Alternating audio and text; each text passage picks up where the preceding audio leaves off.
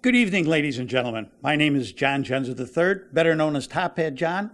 I'm the director of the Henry M. Leland chapter of the Society of Automotive Historians in the greater Michigan area. This evening, I would like to introduce to you none other than the recipient of the SAH very prestigious award, Friends of Automobile History, none other than Mr. Jack Miller from Ypsilanti, Michigan.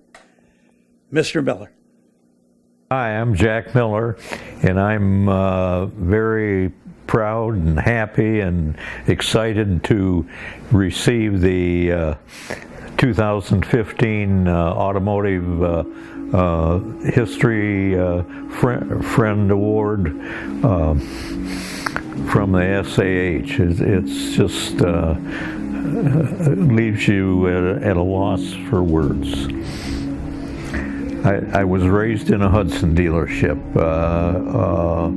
probably as young as 4 years old. One of my first memories was during the war. There was a restriction on cars being sold. You had to be involved in transportation, medicine, or war work in order to get a new car. And I remember one day my mother had brought me down to the garage, and my dad took me, and we went over to the local lumber company where they had new cars stored in the lumber warehouse. And we got a new 42 Hudson and took it back to the dealership, and they prepped it. And later that day, he put me in the front seat, and we rode across the street to the Michigan Central freight warehouse, drove it right up on the loading dock, and he drove it in the boxcar. The Ypsilanti Automotive Heritage Museum was founded in 1995, and its home is the old Hudson dealership in Depot Town area of Ypsilanti. Myself and two other fine local gentlemen who were car collectors, loved cars. We founded it. Of course, they've passed on, but the museum is now in its 20th year. It features, of course, the operations of the old Hudson dealership, and it features local automotive history. For example, this was Preston Tucker's home. They did the advanced work on the Tucker 48.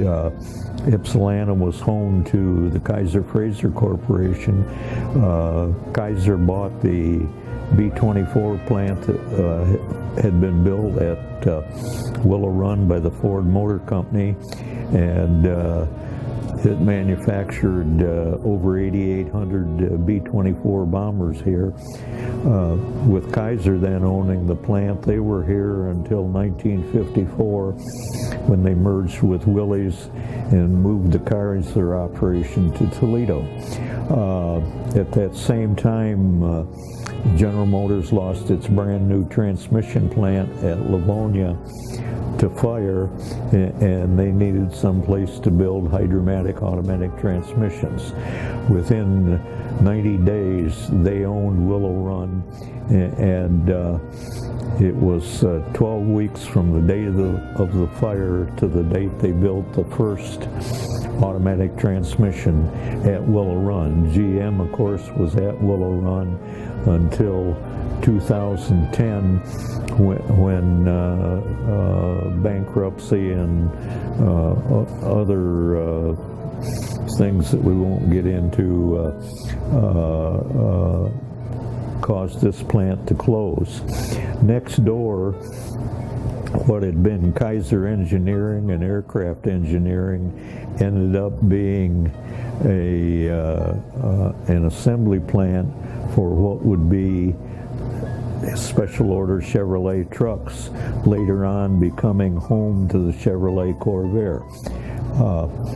The Corvair plant was greatly enlarged to produce the Corvair, and there was a 1,497,637 Corvairs built at Willow Run. I'll never forget that number. But of course, the Corvair disappeared. They built Chevy 2s, they built Novas, they built Olds Omegas and Buick Skylarks there. And lastly, they built the Chevy Caprice, which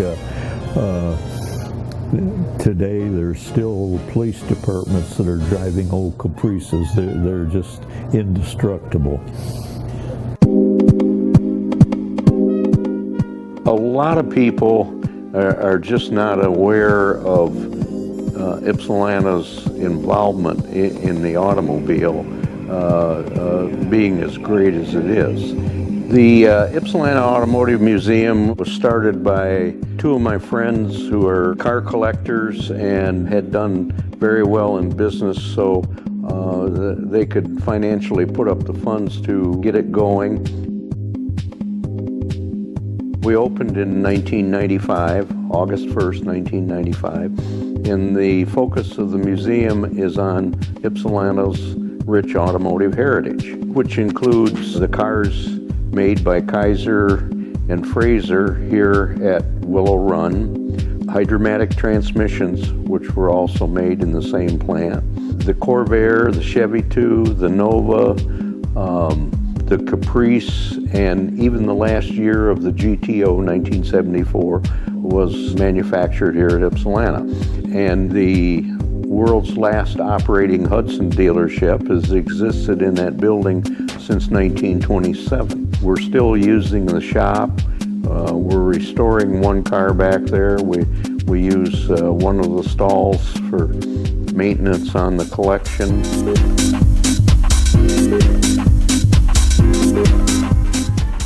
Ypsi is also home to a very famous person that a movie was made about, Preston Tucker. He wanted to build a car after World War II, got very close to getting it in production. They built 51 prototypes, but his home is located about 5 blocks from here.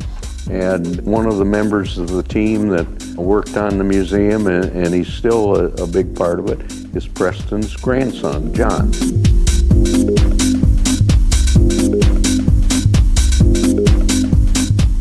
We, of course, are one of the founding venues of the Automobile National Heritage Area called the Motor Cities. And the Motor Cities covers about 10,000 square miles, about 17 counties of southeastern Michigan. We're kind of at the ground zero of auto history, auto heritage, with all these other fantastic places surrounding us. And there are a lot of private collections that number 40 to 100 cars, which is mind-boggling.